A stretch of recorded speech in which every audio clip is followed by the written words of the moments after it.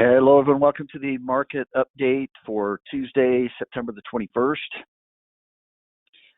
Apologize for last week not being able to get in the stock-specific class. I was going to be doing a recording of it on Wednesday, as I mentioned last Tuesday, and just had some computer issues. I couldn't tell if it was on my end or on the company's end, and then I tried to do it again on Thursday, and still couldn't solve the problem there. So, but things are working now, so that's good. We can get today's class in and get up to speed. A lot has happened in the last week. We've had the market sell-off continue.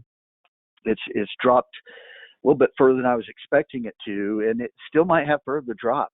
We're kind of the market's trying to rally today, but some of those rallies have faded. Just a few minutes ago, the markets had kind of briefly turned negative. It looks like they've kind of come back again, so we're kind of going back and forth.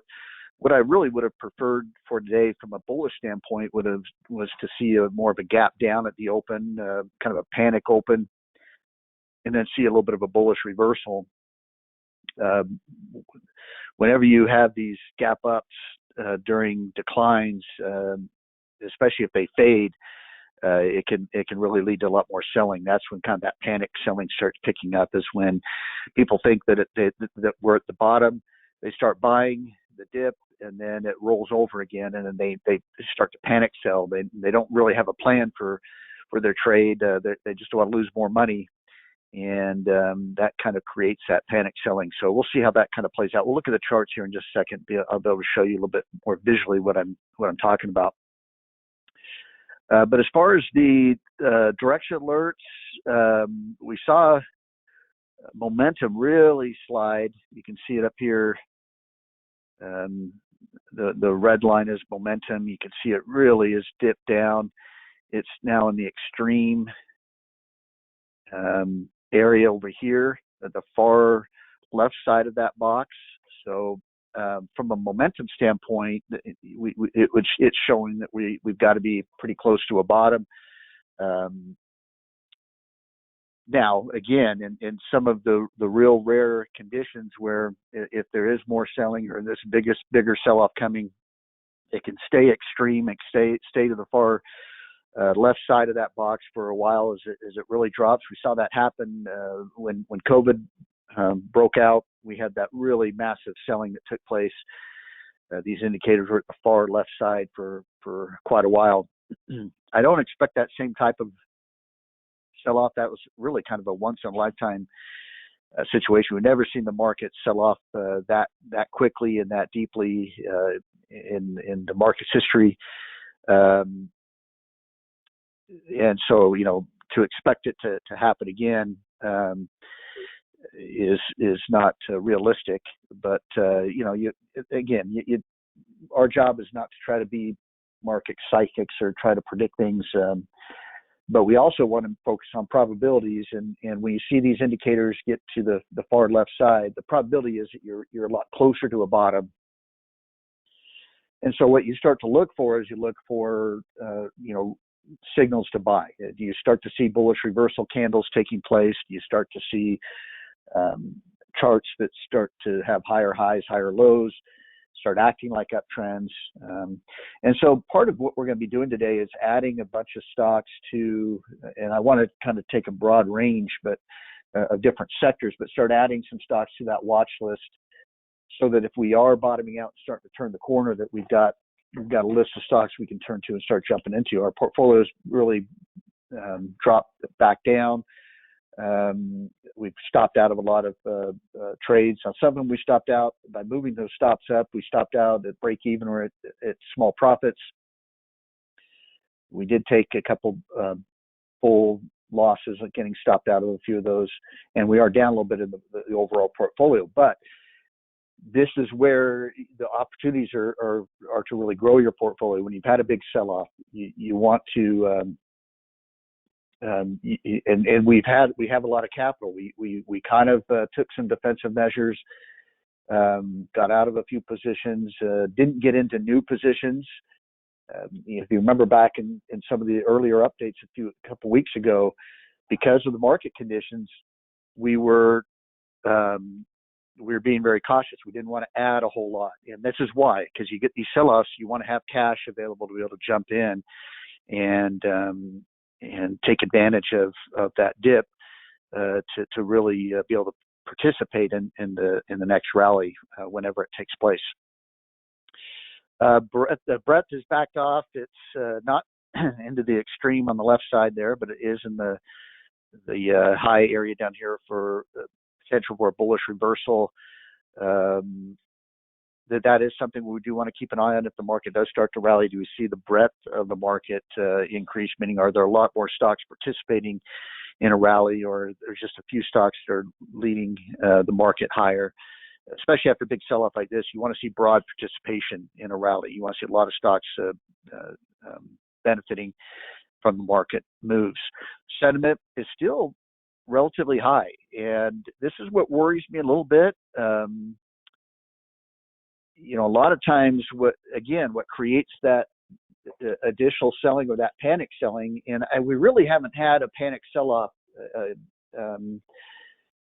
yet in the market. You could look at yesterday's move definitely caused the VIX to spike up a little bit, but before that, the drop had been pretty orderly. There really wasn't a lot of fear behind it, and so what this tells me is that a lot of the trading public thinks that this is just a minor pullback, and they're going to want to buy the dip. Now the danger there is that if it does roll over and drop again or start to sell, we have another day like yesterday, then you could really see that panic selling kick in. And usually you want to see that. That's why I really would have preferred a big gap down today with a lot of fear behind it, because that would be a better sign of a bottom. With the elevated sentiment indicator, we have to worry a little bit that there might be a further drop. And with the way the market's behaving today, where it's trying to rally, but it kind of keeps fading, makes me wonder if there's still a little bit further to drop. The price action seems a little bit more bearish. I don't trust the rally today to buy into, at least not in an aggressive way. So that's something to keep an eye on. Again, we don't just focus on one clue or one indicator. We try to kind of build a picture of what's going on, but that does worry me a little bit that there was a lot of fear behind the selling, that can lead to potentially further drop. We also have a Fed meeting this week. Tomorrow we'll find out what the Fed plans to do. The Fed has really been driving a lot of the market moves lately, and so I think this could be one that really has the market focusing, particularly after yesterday and the sell-off yesterday. If there's anything in that statement that the market is worried about, that could be the reason why there could be more selling. And so that's another reason why, again, we're not going to get too aggressive with buying. I do want to build a watch list, again, stocks that we're waiting to go back to buy signals. But we're not going to be jumping into too many new positions. I think there's only one new position I might enter into today. We'll take a look at that here in just a second. As far as the buy-sell ratios, you can see that we're getting to a little bit of an extreme range. The sells definitely outpacing the new buys. And, we're at an area where, you get to these wide ranges here where they tend to move back. So, again, if you're looking at a market bottom, we're in an area where you could start to see this separation end and start to move back closer together again, where the market starts to rally. But you can also see where we've had some bigger extreme levels. The sells in this case were a lot wider than the sell and buy ratios were a lot wider back in here. So again, we're not trying to see an exact point of where these levels are. We just know that we're at a kind of an extreme range here where it could start to reverse. And so again, we could be kind of getting close to a bottom there. The overall buy-sell ratios of the market are low. We're down to 0.19. We want to see that at 1 or higher to really be adding a lot of positions to the portfolio. So now that could change quickly. We get a couple big rally days, and this could get right back above 1 pretty quick. So, but this is a warning that we don't want to be too aggressive yet with adding new positions. And then the sentiment indicator here is all the way down. So we're again nowhere near the extreme area. We backed all the way down to the bottom down here. But this could be again an indicator of a market bottom or close to a market bottom here all the way down here. That's why this line is green to indicate more of a buy area. The red up here is a little bit more of an indication of selling, and that we could start to see selling when it gets up to that area there. All right, let's take a look at some of the individual charts.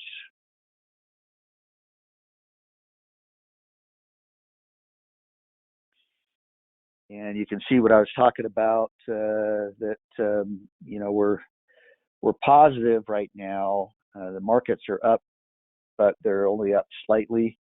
They gapped up at the open. They tried to move up sharply early, and they've kind of faded. In fact, let me switch this from signals to candles here.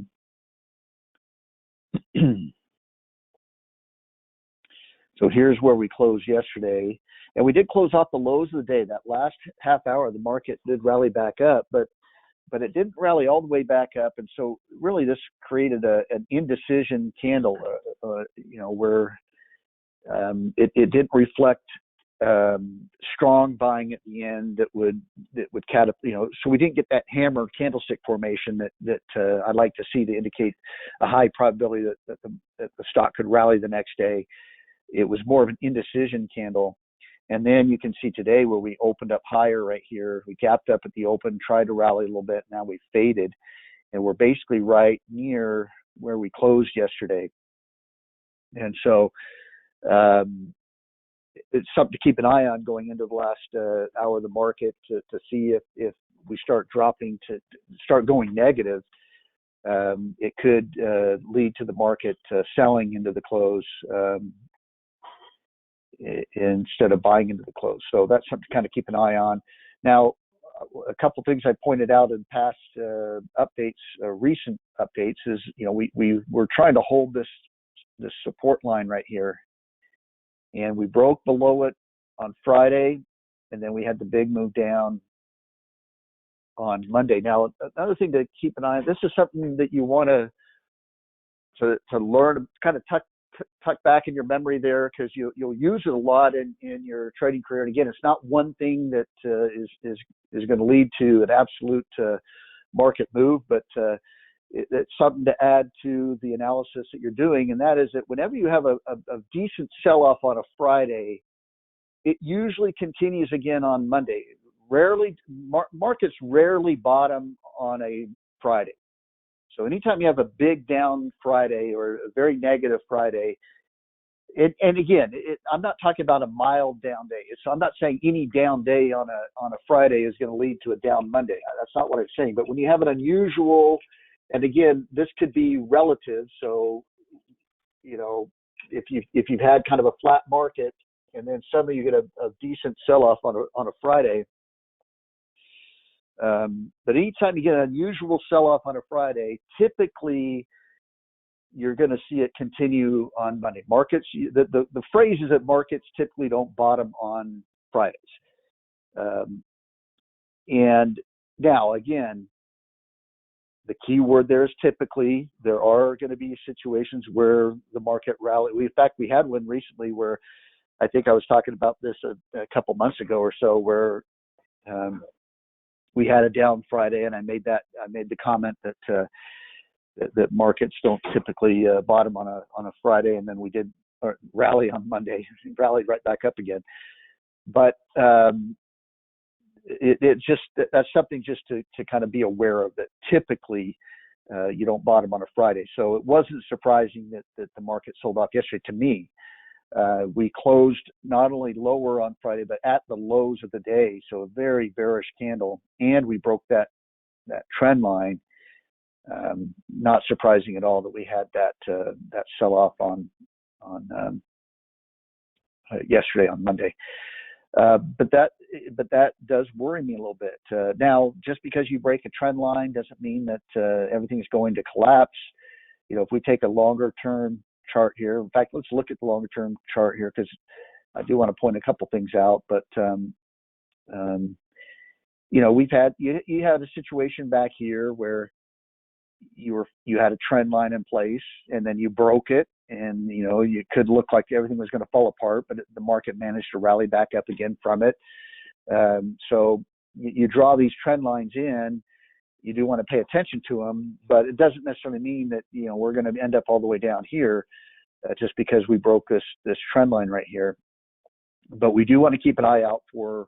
I want to look for some sort of bullish reversal price action, and I just haven't seen it yet. Everything I've been seeing is indicating there could be a little bit further to drop. We also need to keep an eye on this. There was this low right here that we broke below yesterday. So on Friday we broke the trend line.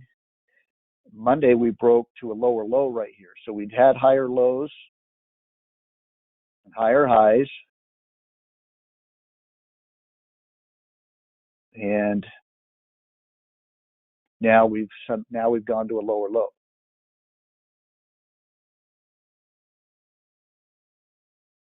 And this is where you have to be careful on some of the rally days, assuming that the bottom is in place, because they could be suckers rallies where it's just the rally within the downtrend. It creates a lower high. And usually the rallies will be more choppy, or, we talk about impulsive and corrective. Impulsive up, and then you have the correction's more choppy, more sideways. Well, on the way down, it's just the opposite. You get impulsive down, and then when the market rallies, it tends to try to rally, but it's in more of a choppy type rally. It's not real sharp or impulsive looking, and then that's what often leads to the next impulsive move down. So, and so that's what I'm looking at today. Is I'm saying, well, we're trying to rally, but we're not taking off. We're not higher than where we opened. We're stagnant. We're choppy. We're sluggish.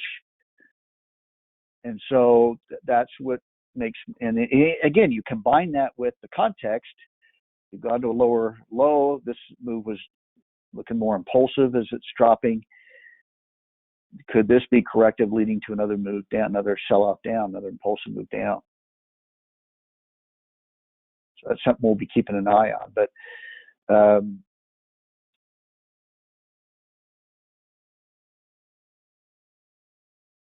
now, if we go and we look at the other indexes, pretty much the same as well. The Dow had been underperforming for a little while, but now you've got lower high here, lower low here. You broke below that low.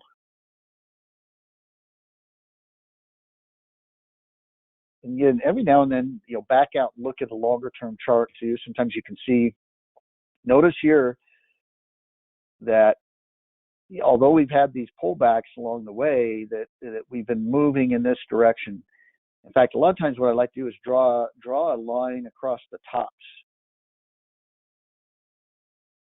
And you can kind of see that, look at how we're kind of flattening out now. Even though we had some of these pullbacks here, we were generally moving up.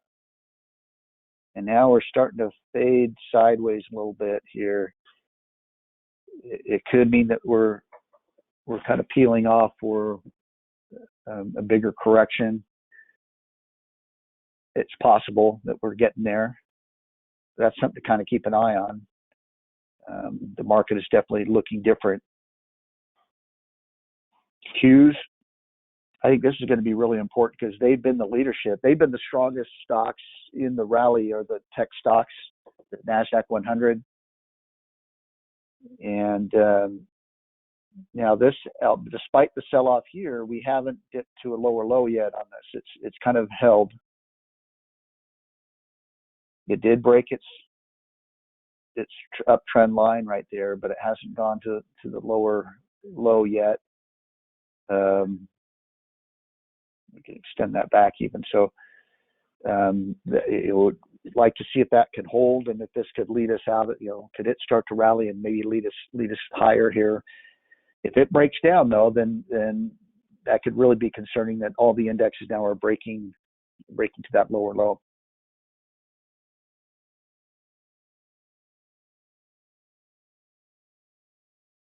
You can zoom in a little bit, you can see. And then the NASDAQ 100, or excuse me, the Russell 2000 has already been lagging. If we look at a longer term chart of the NASDAQ 100, or to Russell 2000, excuse me, we can see that it's kind of just been in the sideways range, and all it is just near the bottom of that range. Now, this is going to be important down here, this support area. If it breaks that, it hasn't broken that for several months. If it breaks that range, that's really going to be bearish for the market. We'd really have to be concerned about a much bigger correction taking place at that point. So those are kind of the key things I'll be watching and probably point out again in the upcoming days as we kind of see how this kind of plays out. But that shows you that the long-term perspective here shows you, what we've talked about for several weeks, which is that you can see that underperformance in the Russell, in the Dow. You can see the outperformance that the NASDAQ 100's had over the other indexes. But you can also see that narrowness of the market breadth. I've talked about market breadth a lot in the last couple months, and you can usually you could really get a feel for market breadth by looking at the Russell 2000, because it's taking in those 2,000 stocks. You can tell whether more of them are participating in the rally, and we just haven't seen that. It's been very narrow. That's why the NASDAQ 100 it's been mostly kind of those tech stocks that have outperformed. All right, let's keep moving on here. Bonds, really bonds have been moving. They've been moving sideways, and we're going to basically look at just this part of the range right here now that we've just kind of gone back and forth. A breakout above here is going to be bullish for bonds. A breakdown below here, bearish for bonds. We back out and look at the longer term chart. You can see we now are definitely moving sideways. And again, what does that tell us? Whenever we see something moving sideways, it tells us that there's indecision. The traders don't really know where bonds are headed, and it's caused it to kind of move around in the sideways range. And so, I don't want to start, on a weekly basis here, start, saying one day I'm saying bonds look like they could rally, next day I could say they could drop. As long as we're in the sideways range, it could just keep moving in that sideways range, and it's not trending.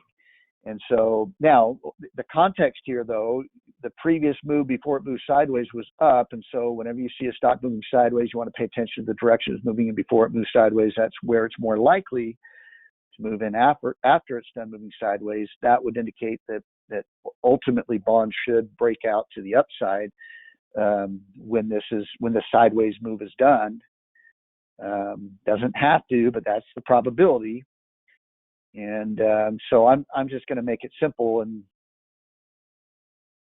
just say, okay, we're gonna keep an eye on it. The bottom of the sideways range is down here. The top of the sideways range is up here. Let's wait for a breakout above or below those areas there to start to conclude that we're trending again, and in what direction.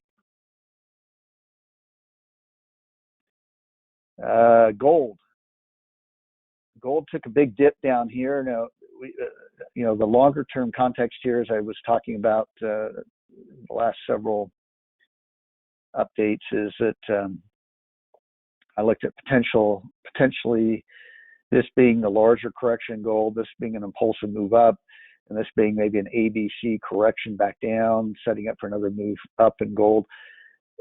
But there again, we've dipped back down. We're almost taking out that low right there, and ultimately we're still putting in lower highs. We still have lower highs, lower lows, and this it is slightly lower high right here, and now we're down again. It just looks like it looks very sluggish, and so again, it's not really trending in a strong direction. We've seen a lot of these whipsaw moves in gold. I'm not entirely convinced that that was the end of the correction. It could be that this is a wave A, wave B, and that we're going to get another move down, a deeper move down for wave C in gold. That's definitely a possibility now that we've had that deep retracement back down. Remember, stocks tend to retrace about 50% of the moves, and usually not more than 61.8% of their moves. And so this is a deeper pullback right here, and you have to worry that now it has rallied the last couple of days. I would say the key points here, if we're going to turn more bullish, we still need to break out above this area here. That's been that way for the last few updates. I really need to see it have the ability to get up above that area to start to turn more bullish. Obviously, if it dips below this low, that'd be very bearish. And so we'll kind of keep an eye on those spots. Until then, we're kind of in that no man's land. And now this drop wasn't entirely surprising right here. Remember just a couple updates ago, or maybe it was the last update I did. I can't remember now.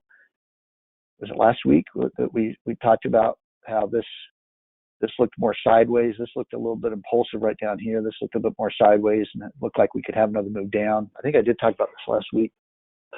We did get that big drop in gold. Since then, we've kind of rallied back up again, but we're kind of stuck in this sideways range here. Those are kind of the key areas that I would look for, though, to start to turn more bullish or more bearish on gold. Just those two key points. Oil's a little bit easier. I think this is still looking like it's trending up. It still looks like here's the larger trend. This was a larger ABC correction. And now it looks like we're resuming the uptrend again. We've had a little bit of a dip right here, but it's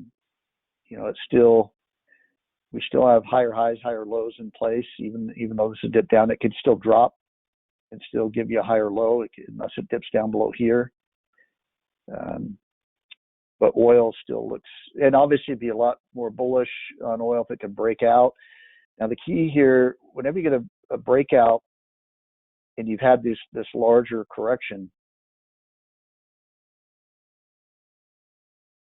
if oil can break out, kind of a rule of thumb is you can take the depth of that correction. You can take this distance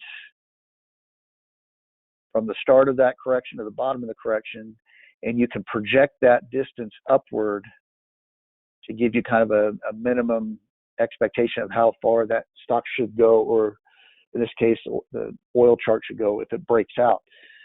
Again, that's a rule of thumb. It doesn't mean it has to or it will go that distance, but it does it enough to where that's why I bring it up all the time, and we use it all the time. Is it happens enough times to where you can have a lot of confidence that it's going to make a significant move when it breaks out. And we're right up there. So if it can break out here pretty soon, we should start to see a lot of oil stocks outperform. The dollar, I still, we had this move down. We had looked at this key area right here, and it dipped below that. It turned more bearish, but it held this support area right here, and it's kind of rallied back up. You had impulsive. This was corrective, and impulsive up. So in the very near term, it's acting like an uptrend. Impulsive, corrective, impulsive. One thing to keep an eye on in this area right here, you had a bearish reversal candle yesterday, is is it forming a head and shoulders pattern, a bearish head and shoulders pattern? Here's your neckline down here. So if the dollar starts declining from this area here, we'll keep an eye on that to see if that ends up being a bearish head and shoulders pattern that would maybe lead to the dollar dropping. But if it can move up higher, take out that high right there, then we'd have to turn a lot more bullish on the dollar. And you could look at this as being impulsive up. Here's your corrective, maybe sideways move here, and then we're breaking out. So again, to be more bullish on the dollar, we're going to look for it to break out above here. Some of the bearish signals to watch for, if we think the dollar could decline from here, would be that it declines from this area off of this bearish reversal candle, and it forms kind of that head and shoulders. Now, if that's the case, it should work its way back down to this neckline right here. Neckline is it's at the base of the head. Here's the head. And then it should, if it does come back down to this, it should break that neckline on that move down. So it should break that neckline. Then very often it tends to rally back up to the neckline and then drop a little bit further. It tends to have that tends to be the behavior of a head and shoulders pattern. So now that's projecting into the future, but this is what we'll be watching for over the next few weeks, is to see how it reacts here, see if it can work its way back up to here, or if it starts working its way back down to these lows here.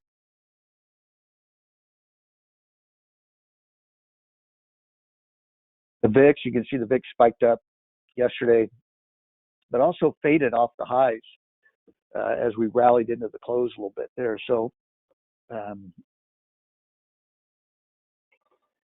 but this is something to kind of watch for. You can see that the VIX is higher than where it opened today. And again, that's reflective of the fact that we gapped up and then we kind of dropped since we gapped up. But we'll kind of watch for that, see if that continues to move higher, indicating that more fear is coming in the market. I think any decent sell-off. Oh yeah, and the Dow's turned negative. So yeah, we've been kind of back and forth. But remember earlier in the update, we were looking at the sentiment, and the sentiment was still high. That's what concerns me, is that you could see that panic, and you would see that VIX really spike if we have another sell-off like Monday. That's something we'll keep an eye on there. We definitely see some fear entering in the market. The chip stocks, I mean, even as of Friday, this looked like a sideways move after breaking out higher. Here's your impulsive move that looked corrective. I was pretty bullish on the chips stocks, looking like they can make another move higher. Again, everything sold off yesterday.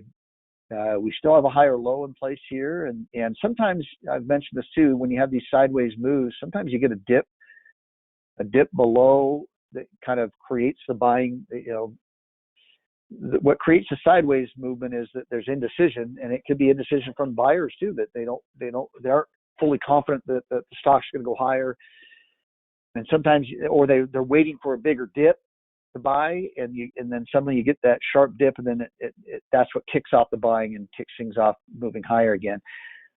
Again, I don't know if that's the case here. I'm going to be watching this though to see if we see the chip stocks rebound, and if they don't, that's going to be a bearish sign. If this is if it tries to rally here and then rolls over, here's the next low that you'd be worried about. These were higher highs and higher lows. This was a higher high, and we're looking at this being a higher low. But if it comes all the way back down here, that could break that trend, and we have to worry about maybe a much bigger sell-off about to take place. Transports. Well, transports ended up having a bullish reversal candle yesterday. We had that big drop, and they did close higher than where they opened and near the highs of the day. So that's something to kind of keep an eye on to see if maybe the transportation stocks are signaling a little bit of a bottom. we start to see the transportation stocks outperform the Dow industrials. We'll keep an eye on that. I don't see anything right now that would, except in that bullish reversal candle, that would indicate that the transports are signaling a potential bottom. But that's something to watch. Is that was the bottom put in on the transports? Do they rally from here? That's something more. And do the transports outperform the stock, and transportation stocks outperform the industrials? That's something we'll keep an eye on in the next week or so. And then Bitcoin's pulled back a little bit. Bitcoin's really not driving the market right now. So, I have it in as part of the update here, but I don't see it as being a major factor in how the market's performing right now. What does that mean? Well, sometimes the market gets fixated on things. And this is why you have to be careful, because they can be temporary things. This happens sometimes when something's going on in Europe or something's going on in China. I remember a few years ago there was a lot of chaos going on in Europe, and everyone was watching European markets. Everyone was getting up early and seeing how the European markets were trading, because that's how the U.S. markets were going to trade. If they were down, the U.S. markets were going to be down that day. And all the talk, what people were talking about all day long on CNBC was Europe. But that was temporary. After that faded, then nobody's really checking on how Europe's trading, because usually Europe is following us. They're trading based on how we're trading. That's typically how it happens. And again, that's not a knock on foreign markets. It's just the U.S. markets are one of the main world driving forces. A lot of the other markets react to how the U.S. markets are moving. And but the point there is that was temporary. And there was a period a few months ago where Bitcoin was something the market really was focused on, and the indexes were moving based on how Bitcoin was moving, and people were talking about it. The key way to know is if you're watching CNBC, what is the topic? What is everyone talking about? That tends to be what the market is focused on, and you do have to pay attention to that, but don't, because it is a reason for the buying and a reason for the selling. It's human nature to create reasons for your decisions, and so you do have to pay attention to it, but don't get locked into it to where you think it's going to be that way for a long period of time. Pay attention to when that starts to fade, when nobody's talking about that topic anymore, or the markets don't seem to be reacting to that topic anymore. Because otherwise you're going to get off track. And that's why, again, the main thing is watch the chart. What is the chart telling you? What is the chart doing? Don't get too focused on the news or the reasons for the moves, because obviously news does drive decisions, but it gets very complex because of the fact that a lot of those news items can be temporary. If you're a beginning trader, you could believe that because everyone's talking about Bitcoin, that could be the reason for everything from now on of why the market does what it does, and that's not the case. It can be very temporary, and then you can get off track pretty quickly. So anyway, I'm not going to focus too much on Bitcoin right now, because it's really not as relevant to what the market's doing right now. Big thing this week is going to be that Fed meeting tomorrow, and I think the market's a little bit more fixated on that, and what some of those decisions are going to impact what happens from here on out. All right, a few stocks here. I do want to add some stocks to our watch list. Now I'm going to go through these. I'm going to add these to the watch list after the update, just because it'll save a little bit of time. But under the retail sector, I've stayed away from GameStop because it's it's that Reddit trade, and there's very little fundamental reasons for the stock to be up as much as it is, and again, this thing could collapse any day to where it goes back to a $5 stock or whatever, like it was late last year. Obviously, it's almost a $200 stock now, but I do like the pattern on it. It's a 99 strength rank, and I do like the pattern on it. So I'm going to actually put this in the watch list. It doesn't mean I'm going to buy everything in the watch list. I put things in the watch list, and then if I do get a buy signal, I'll make a decision there as to whether I want to add it. But you're getting this little kind of bowl-shaped move. You had this impulsive move up right here, and then it's kind of drifted a little bit sideways right through here. If this could go back to a buy signal, and even if it can break out of this range right here, this thing could rally up a little bit higher. If we look at the longer term context of this, well, one thing you'll notice is that it was a $2 stock, even a $5 stock right here, and then late last year, early this year, it exploded higher, went from a $5 stock to a $400 stock, just because these groups of people just started buying it. But we have held support along here several times, and that's what I'm looking at. Is this a higher low that's been put in? We did get this impulsive move up. So I don't know. We'll see. And even if this is something we just try to trade with some momentum for a couple weeks or so and take advantage if it starts to move higher again. We'll see. But I'll add this one to the watch list to see if it can go back to a buy signal. Another one in the sector, Big Five, VGFV, 95 strength rank. This has dipped down. Well, again, you got kind of this bowl-shaped move, has this nice impulsive move up. It's kind of dipped back down here. What I'm looking for is, does it put in a higher low and goes back to a buy signal? Again, because of that, these previous highs, it has that potential to get back up there again if the market can start to rally. If the market bottoms out, it starts to rally, it has that potential. And notice what we're doing. We're building we're not getting into a bunch of trades today, but we're finding stocks that have gone from hold to buy, have a high strength rank, have a nice pattern.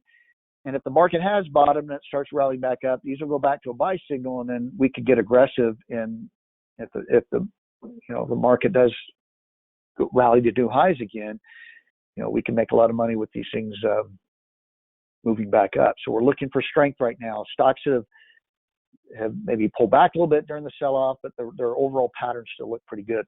But I like this one. 95 strength ranks. We're dipping down a little bit on the strength rank side, but there's going to be a lot of those that are a little bit lower strength rank with the selling that we've had recently. Still in a pretty good range there. Another one in that sector, and this is one that I might be looking to enter today, is this RVLV, Revolve Group, 95 strength rank. But it's been at a buy signal, went to a hold on the selling yesterday, but went right back to a buy. So it had a nice strong rebound. This looks like the pullback, the correction. This is not overly impulsive, but it has been moving higher through here. This is looking a little bit sideways through here. Let's look at a little bit longer term chart. Yeah, so you still, this burst, this correction, this breakout higher, this correction, and look where it corrected to, right back to where the previous breakout was. It used to be the ceiling, now becomes the floor. So again, this has that potential, and it looks like it's rebounded pretty well, but it has potential to get back up to this previous high and possibly break out of that. So I might go ahead and, because we have the buy signal right now, and it doesn't look like it's going to fade into the close, I might go ahead and add that one into the portfolio. Computer technology. I like some of these. Again, the screener can't filter out everything, but some of these are, these little 8-cent stocks. They're not going to be anything that you're going to want to be looking at. Even sometimes when they're like $1 or $2, they can be they can be those OTC, over-the-counter stocks that you can't even probably access through your broker, or at least not in the online platform. But I'm going to dip down a little bit to this GDYN 95 strength rank, grid dynamics,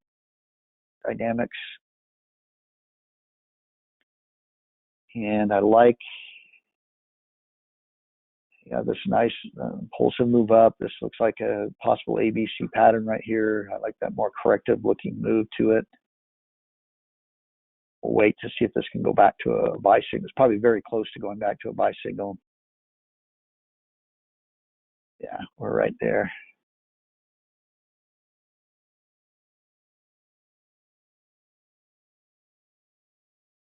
And it didn't. It actually had a bullish reversal candle yesterday on that sell-off. So it did open lower, but then it ended up closing higher than where it opened, and almost all the way back down to where it closed on Friday. So it's held up pretty well with the recent selling. Down a little bit from the open today, but this is more of an indecision candle, like a spinning top candle.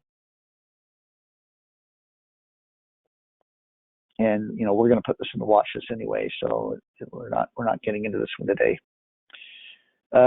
Oil and energy.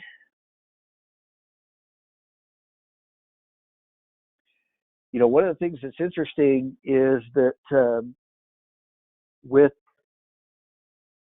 some of the energy stocks, or the oil stocks and some of the alternative energy stocks really taking off recently. The solar and the battery technology stocks and things like that have really they've gone up, and obviously gas prices are really expensive right now. Natural gas has really been expensive. That's shot up in a big way. What we're starting to see is that there's a move to try to find cheaper energy, and right now the coal stocks are really exploding, and you're seeing a move back into coal, and one of those is a CEIX right here, Console Energy, CEIX, 95 strength rank. Look at that trend that's been in place for the last few months. I haven't really been paying attention to coal. I haven't looked at coal stocks forever. Now again, it has pulled back recently, as everything else has. But what I'm looking for here is it's kind of pulled right back to that breakout area. And again, this was a bullish reversal candle yesterday. Again, an indecision candle today, but I'm looking to see if that puts in a higher low. See if maybe it holds in this area right here, and moves back up to a buy. And again, we might be in the later stages of that. I don't know how much longer coal might participate, but again, if it does rattle a little bit higher, we could piggyback on that for a little bit, make a little bit of money on that. So this is what I'm going to keep an eye on. I was going to look to see, it has a little ways to go to get back to that buy signal, but I want it to get back to that buy signal to make sure it holds this area right here. So that's what I'm going to keep an eye on. And then another one in that same sector is this SBOW, Silver Bow, 96 strength rank. And again, you have already this deeper pullback right here. This sharp move up. This is pulled back with the market selling up. What I want to look for is, does it put in a higher low? So I want to wait for this to rally, go back to a buy signal. If it doesn't, it keeps dropping, then no problem. I'll just boot it out of the watch list at some point. But if it can rebound from here and put in a nice higher low, again, it has that potential to get back up to that breakout area. That's what we want to try to take advantage of, to see if we can profit from that. I'm going to keep going. Like I said, I want to get a bigger list here to be ready in case we do rally back up. Under the transportation stocks, I like DAC here, 99 strength rank. This is a shipping company. A lot of the shipping companies have done very well with the supply chain issues. They're able to charge more for their shipments and gouge in some way, you could call it. With the holidays coming up, there's going to be high demand for stuff to put on the shelves. This is where those retail companies make all their money. That's why they call it Black Friday. That's when retail companies finally start making money for the year. Is right at the end of the year, and they're kind of in a panic this year, and they're willing to pay the higher prices for those shipping costs. And so, but I like the chart. It did break out higher here. It's pulled back. I'm looking to see if it has a higher low. If it can go back to a buy signal and continue that uptrend. So I'm going to put that in the watch list. I'm going to put EDRY, 98 strength rank. The same thing. Now it's already kind of gone back up to that breakout area. But again, you've got this little bull-shaped move. That was a big sell-off yesterday, so that's something to keep an eye on. If it does dip further, then we can drop it. But if it can get back to a buy signal, which will probably back up here near that breakout area, and if it can break out, this thing could rip again, really go again. So I'll keep an eye, throw that one in the watch list and keep an eye on that. Under industrial products,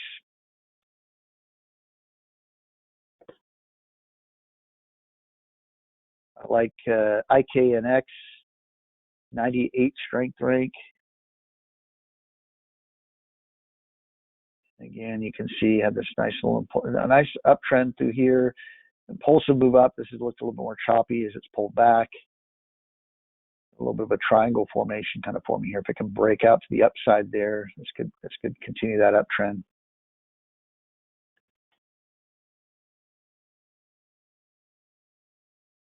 And Alcoa, 95 strength rank. We've jumped on this one a few times in the past and during this uptrend here, but it's now it has kind of an ugly sell-off today. It had a bullish reversal candle yesterday, opened right near where it closed yesterday, and then it's come all the way back down. So again, we want to see that go back to a buy signal, but again, if that can put in a higher low, it'd be a good trend to jump into. Under construction, I like this ASPN here.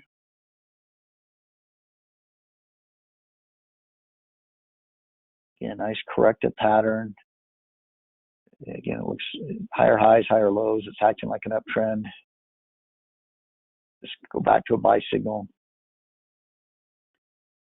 Nice up day today. This one's not too far away from getting back to that buy signal there, but we'll put that one in the watch list. And that's it. We'll stick with that for now. That kind of makes up for not having a stock-specific class last week. We kind of made up for it today. And we should have more to do on Thursday. The market sell-off, there should be more opportunities to kind of find some trades that we can jump into. So now, real quickly here, I did want to do a little bit of a training that I was planning on doing on Thursday. We're going to go a little bit over time, but I want to get this in because it's relevant to this condition. What I want to talk about are by the way, with the portfolio maintenance, I did stopped out of a few trades yesterday. We got out of, where's 920 right here? So we got out of all these. Some of them with profits, some with losses. This is a big loss here on Futu. That was a decent loss there on Mosey. And then overall, we're down a little less than 5,000 in the account. But I can make up for that very quickly if we start bottoming out, start moving up with some of these. So we're not going to worry too much about that.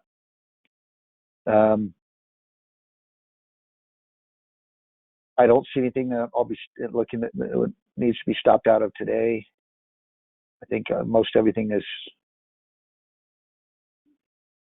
still. Well, that was getting close. SENS. I think we'll probably be holding on to that one still. On the watch list, this will end up getting bigger here, but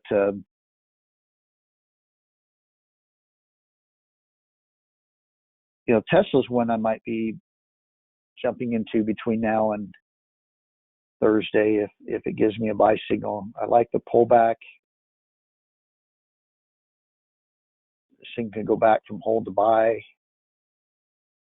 It did go from hold to buy right here. I put the alert back on last week, but I didn't like the way the market was looking heading into the end of last week. So and good thing it dropped. But where it dropped to the previous breakout area. If it can rally back up from here, I want to jump back in this one.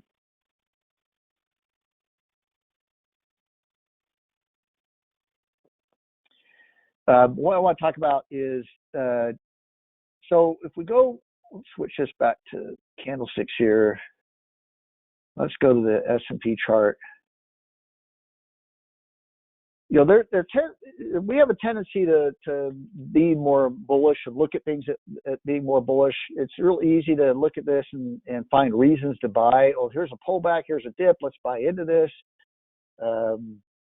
Sometimes we don't see that when it's rolling over and going into a much bigger correction or going into a downtrend. We don't see it early on because we're not wanting to look at it.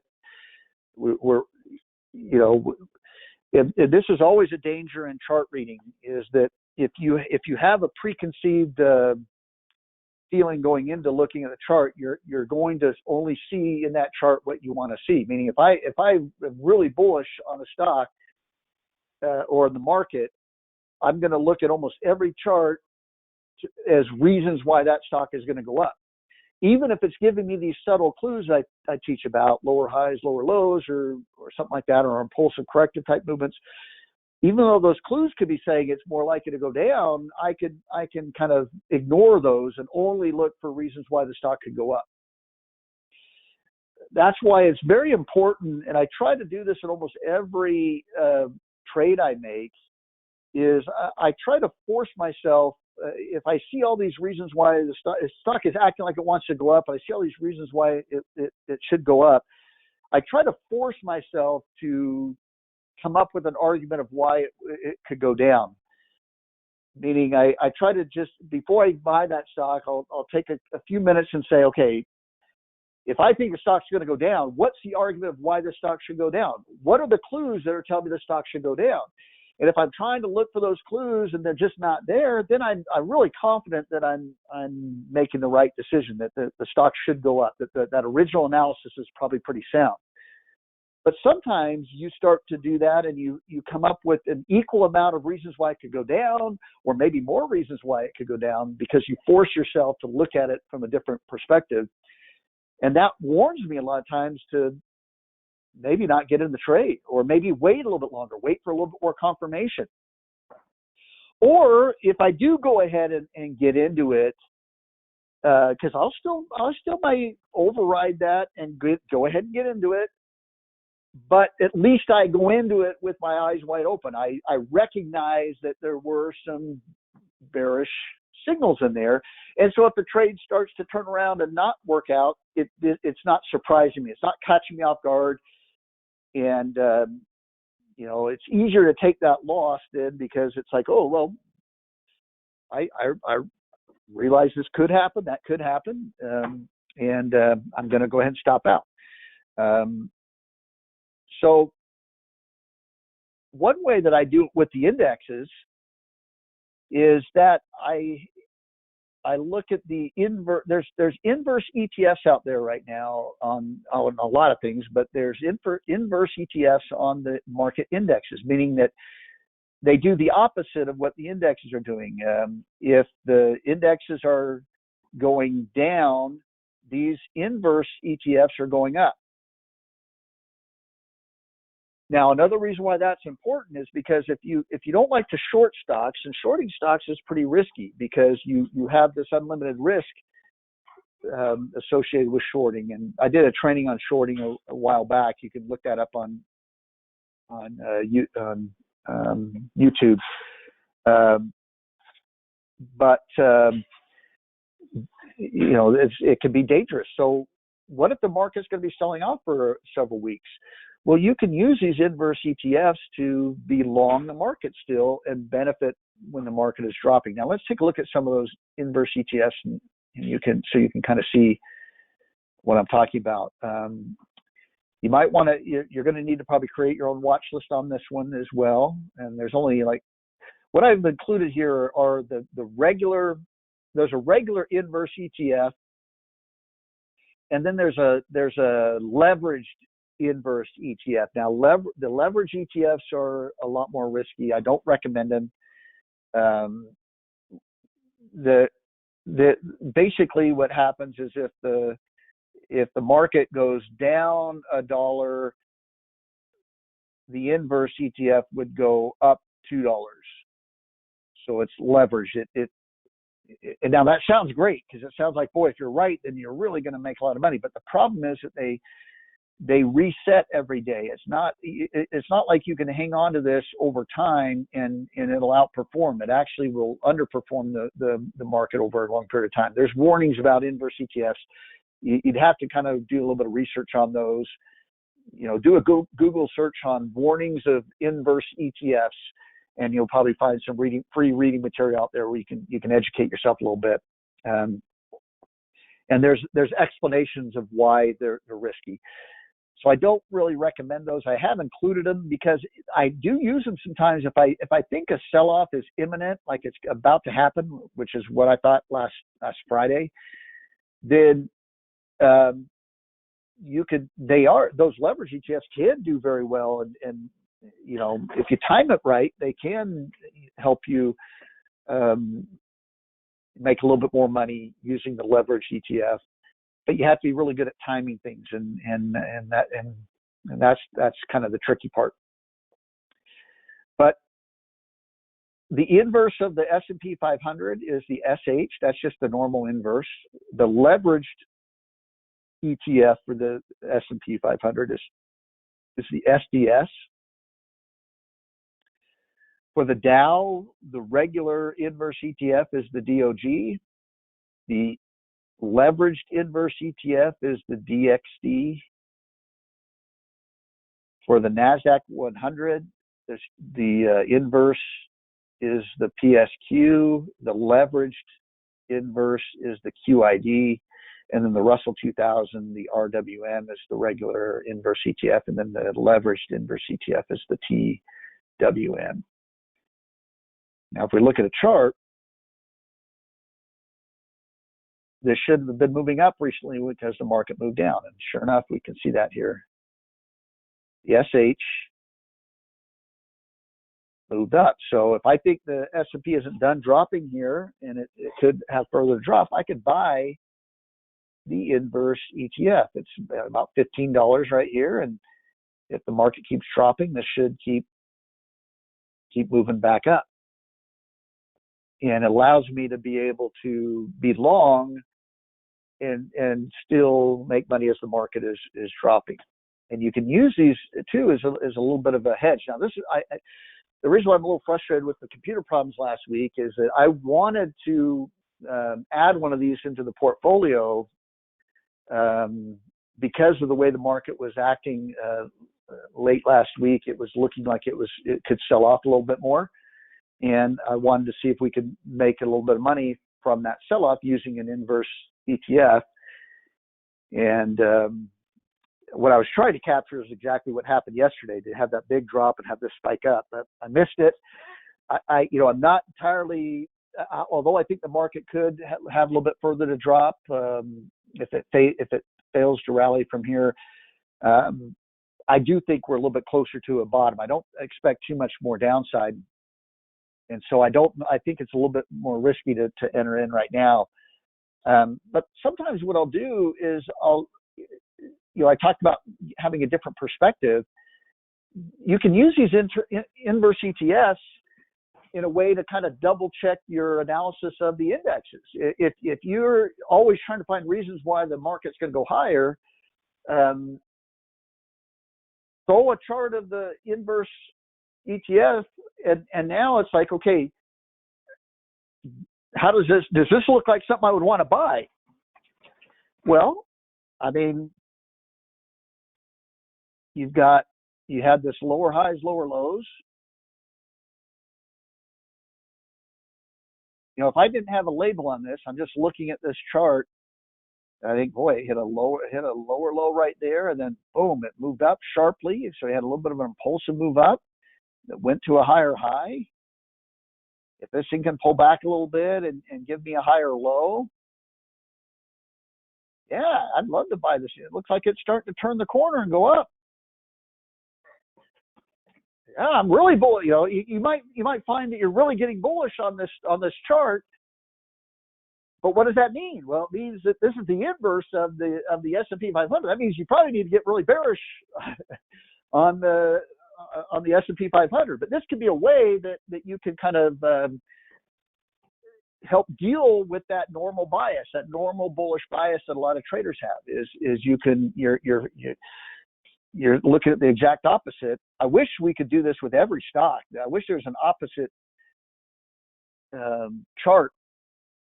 Because I do it, I do look at all the bearish clues, but I would love to have just the inverse of the chart. And boy, if it really looked bullish, that would tell me I really need to be bearish on that stock, because it's probably going to drop in a big way. So there are some benefits to be able to kind of do that analysis and to kind of, again, try to deal with some of the natural biases, because we all have them.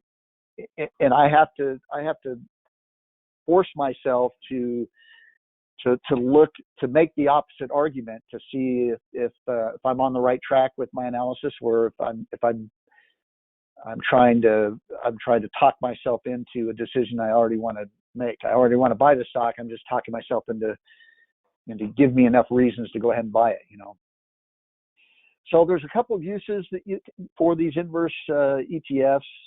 Like I said, you can use them to double check your analysis of the market. You can use them if you think the market is going to make a move down, and this could even be if you think a short-term move. If you think the market could sell off for a couple of days, maybe it's been in an uptrend, and then you get an initial sell-off, and then it rallies up a little bit, but it looks like you're going to have one more move down, and then continue the uptrend.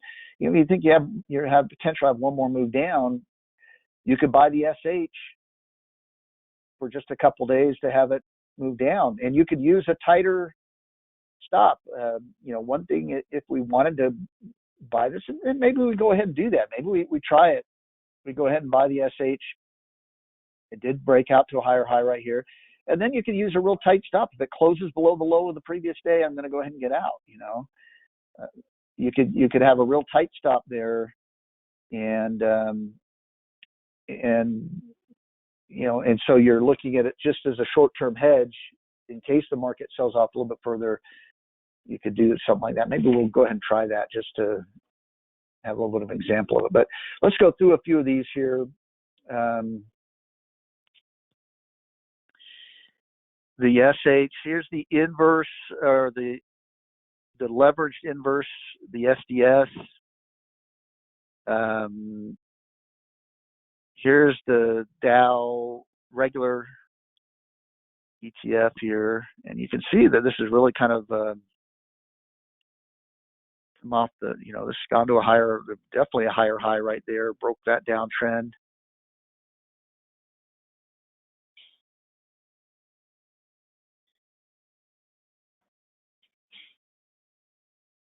Here's the leveraged inverse. Let's go to the PSQ. This is the NASDAQ 100. Now, NASDAQ 100, we saw this on the QQQ chart. It hasn't gone to a higher high yet.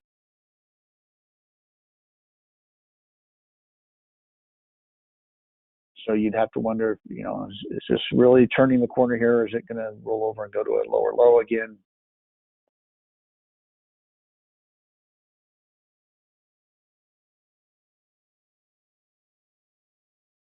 That's the leveraged NASDAQ 100 under the QID, and then the Russell 2000 RWM.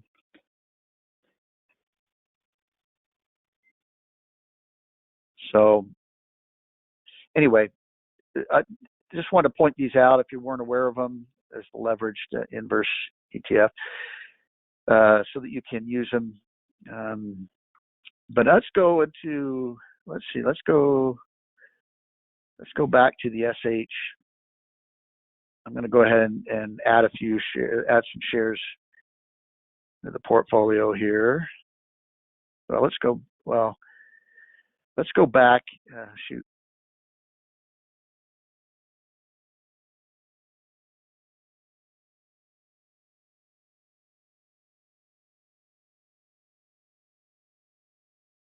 Here.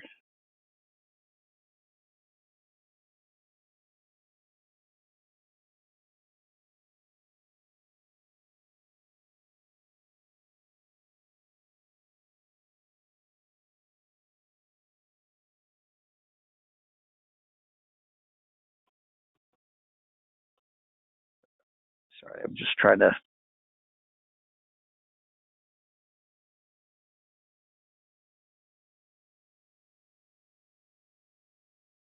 I got kind of frozen up there for a second. Let's see, type in SA. Oh, I need to go back to the chart of the SH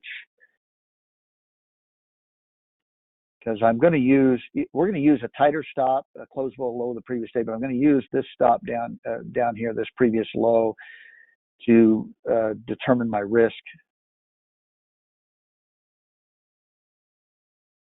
what I'm willing to risk in the trade. So that previous low was on September the 2nd, and it was 1447. Well, let's just use 1447 because I'm not going to use that as my main stop anyway. I'll stop out this closes below the low of the previous day. So let's add to portfolio.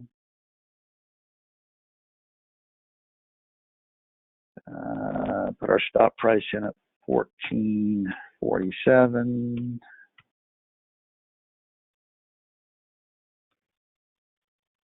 What would 100 shares look like? Oh, that's really small, right? We could add that, bump that up to.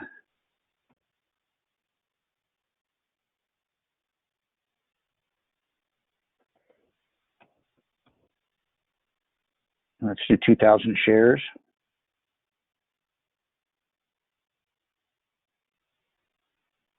And let's go ahead and purchase that.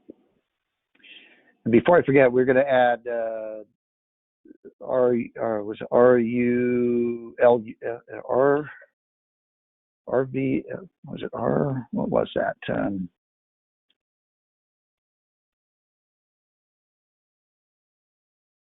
in the retail sector here, RVLV. Let's see, I'll put the stop, well, we'll start with the stop down here. You know, that's kind of a wide stop right there, but we can move it up. That'll just help us determine the risk. So the low is this day right here, August the 19th. The low was $54.70. So I'm just going to use that, $54.70.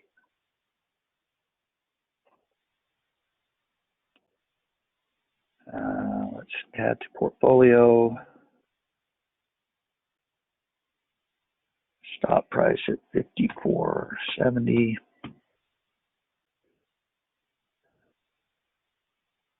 Start with 100 shares. What's that look like? Yeah, it's not bad. I want to get a little bit closer to 1% though, so I'm going to go 75 shares look like? 75. There we go. Well, yeah, that's about right. Let's do that. Purchase. All right. That's it. Like I said, I'm going to add those other stocks we went over. I'll add those into the watch list. And we'll maybe talk a little bit more portfolio management on Thursday. All right. That's it. Thanks, everyone. Have a great rest of your day. We'll see you on Thursday for the stock specific class. Bye now.